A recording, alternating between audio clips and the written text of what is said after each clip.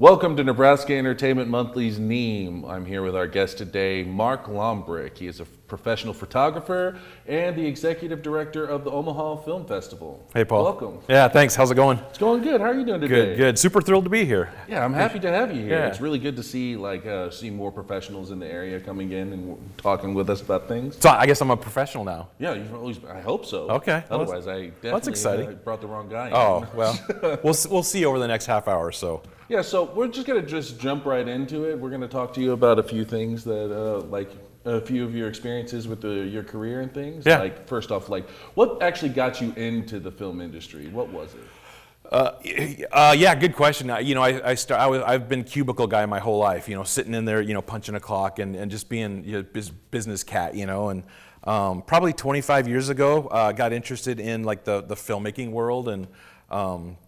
Had a roommate, my best friend. He was a movie guy, and we'd sit and watch movies. And he's the guy who goes to Borders or Barnes and Noble at the time, and would read every book about filmmaking. And one of the quotes that kept coming up that he kept seeing and kept, he kind of responded to was like, anyone can make a movie, like anyone can do this. And he had written a bunch of scripts, and it's like, well, at some point, it'd be cool to sell it to Hollywood and have someone make the movie. And then, reading all these quotes of people like, well, just make it yourself. So we're like, oh, we can actually do this ourselves. And so I think that was kind of the seed that started me being from just, sitting in a cubicle 24/7 to like thinking about the art world and thinking about getting out and actually doing some stuff. So yeah, 25 years ago, we started getting on sets and like filming stuff and kind of doing all that back in the day. And then we, about 20 plus years ago, we made our first feature film. And so that, and then it was over. Then that's all I cared about is making movies and being on set and that kind of thing. So that was really the start, the launch point for the tragedy that is all the stuff that we do now. So yeah. Yeah, that sounds a lot like most people that I've talked to about how they get in. They're like, well, they said that I could just do it, and then you get into it, and it's kind of like a drug. You try it once, and then you're kind of like hooked on that type of work for the rest of your life. Chasing the dragon for sure. Exactly. No question. So, like, what made you choose the camera area as your main focus? Yeah. So to me, now looking back, like every position on a film set is super important. And we were just on a film set recently, and you watch all the masters and all the professionals in all those different positions, and like I love everything that everyone does. But back then, like all that mattered was right there, like what's sitting in the frame, So yeah, so being behind the camera is really where I wanted to be, because that's. So now we talk about like story is important and sound is 50% of the movie, and like all those things are like the most important thing. But back then it was like what sits in the frame, what's that picture about, and so that's where I started, and that's where I want to be.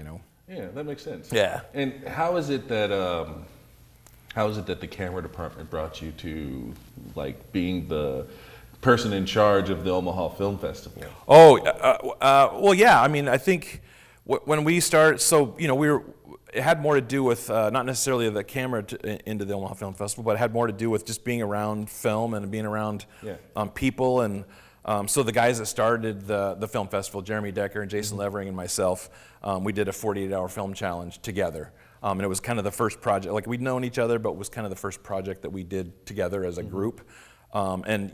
I came into that among the three of us with kind of the most film experience because I'd been doing it for a long time. Yeah. And we really hit it off. Like there was you could tell there was a connection between the three of us. And the film that we made was, we were just like all the other people, and this is 20 plus years ago. So we didn't have the equipment that everyone has now, and but we made, I think, a pretty good film, and we got second place. Nice. The winner that year was Nick Fackler, which, of course, he's going to win because he's, we're in Omaha, and he's, he's the best of us. But we were super happy with the second place, and Dana Altman was one of the judges, so we had a chance to interact with him, early on, and yeah, so I think, from that, having us kind of as a core group working on that project together. And then we started, being more interested in film together and working on projects. And And then, or if you're looking for an origin story, which I've told it many times, but we went out to a little film festival in Hastings, Nebraska. And it was a small performance theater, and then there was a little screen on the stage, and there was a projector on a card table, and it was mostly like Nebraska, Iowa, South Dakota type films. Yeah. And it was great. It was cool, and we're sitting in a room, and we're watching these films that are independently made, and it was a great experience. The films were they were okay, and then the big thing was at night. We went to the parties, and now I'm sitting at a table with 24 people that thought like me, which, I didn't have a whole lot of that in my life at the time. And I'm like, oh, a bunch of people that are super into movies and super into films. This is amazing. Yeah. So we loved that. And it was a great experience for a weekend. We're driving back to Omaha. Jeremy in the back seat, he's like, hey, why doesn't Omaha have a film festival? And we're like, yeah, why don't we have a film festival? So. Back to my buddy Jeff's thing is like if rather than wait for someone else to make it for you, make it yourself. Yeah. So we made it ourselves. We opened up our call for entries probably less than a year after that initial like, hey, wait a second. And that was 18 plus years ago, and we haven't really looked back since. Yeah.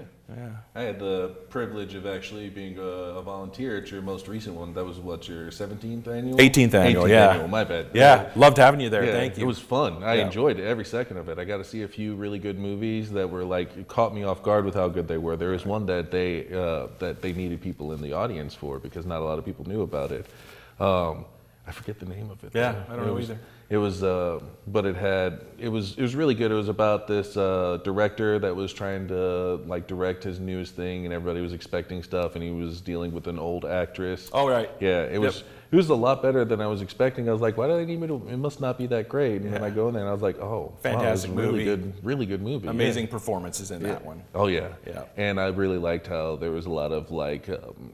What's it called? Meta, subtle details in there. Yep. Like the director in the movie, who was talking about how a lot of people said he used too much pans and zooms and things. And in the movie, a lot of the times they used pans and zooms to emphasize things, kind of like giving that extra meta point, saying that each director has their own style and their choices kind of come through regardless of what everybody else's opinions are. Yeah.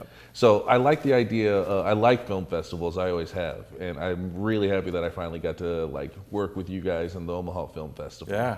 Yeah, and like, that being said, what would you say is like a goal, problem or a goal that you would like the future generations of people to like fix in Omaha for the film festival?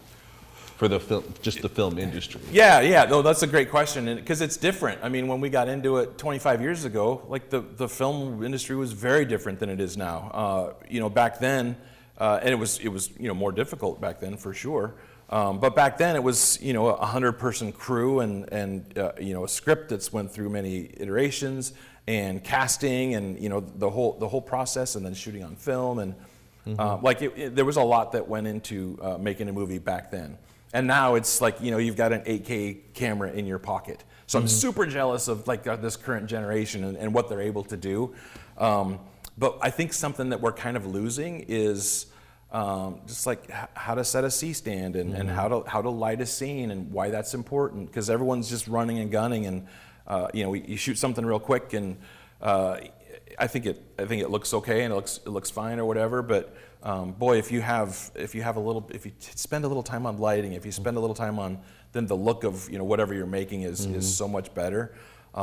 So I'd love to see more people interested in like some of the behind the scenes stuff, some of the fundamentals gear, and like we got all these 4K cameras in here and shooting all the stuff in all the lighting, and I mean a lot of effort and stuff goes into having something that looks good and looks and sounds professional and all that, and I think that's important, and I hope that that's not going away. I mean the movie set that we were on last fall, $5.5 million budget, and like there's professionals at every step of the deal. A lot of them were over 40 years old. There's not a ton of 21-year-old kids a lot of those, doing that. So that's one of the things that we're trying to bring to bring to the local community is like let's spend a little more time and let's not write a script today and shoot it tomorrow. And while that's great and satisfying, and YouTube is a amazing distribution channel now instead of movie theaters, so that's all well and good. But boy, if we could take a few minutes and be a little more professional and be a little more purposeful with what we're doing. Yeah. So that's kind of one of my goals, without sounding too preachy or too, No, it makes perfect sense because one of the biggest things that with Nebraska Entertainment Monthly and NEEM is that we want the people involved with us to grow with their art. Like one of our people, Eli, he does short scripts for us, and one of the things we have him do is he submits the script to us, then he does a director's notebook, which does breakdowns, does all the basic legwork that you're going to need to know when you're directing it, so that you don't have to worry about all that stuff when you get on set and think about it in your head. You have a notebook with all the information that you need there. Love it. And that's pre-prep work, you were saying, and this is a good segue because I was going to talk to you about the Omaha Film Festival Academy. Yeah. And I would love to know everything you have about that. Any interesting information that you would like to share or anything like that? Yeah, totally. But back to what you're talking about with Eli and this show and all that. There's no such thing as too much pre-production. Yeah. That's been an industry thing for 100 years. It's you can't pre-produce too much. Yeah. Because every show has too little of that going on. So, so yeah, for sure, spend the time and do it right, and yeah, that does dovetail nicely into the Off Academy. So I think I should look this up. I think we've been doing it for 9 years. So the festival at this point, I know we probably want to be evergreen with this interview, but as of right now, we've had our 18th annual Omaha Film Festival, and about 9 years ago we started with the Off Academy. What that is the festival is 6 days, 2 days within that on Thursday and Friday during the daytime. The festival's in the evening. We bring in high school kids from around the area. It started off as we just had some local students, high school students, come in and we'll learn from. We've got filmmakers, screenwriters, editors, cinematographers, lighting people, sound people. We're bringing in all these filmmakers from around the country and around the world. Putting them in a room together with these high school kids. So we've had as many as 150 regional high school kids learning all those different principles of what what it takes to make a film. Yeah. Again, when we started 9 years ago, it's who's interested in sound and who's interested in this, and not a whole lot of hands, and we do not lectures, but we'd be in front of we'd be on stage in front of the kids and kind of telling them behind the scenes stories and letting them know about the filmmaking process. This year it kind of coalesced into we actually shot a short film.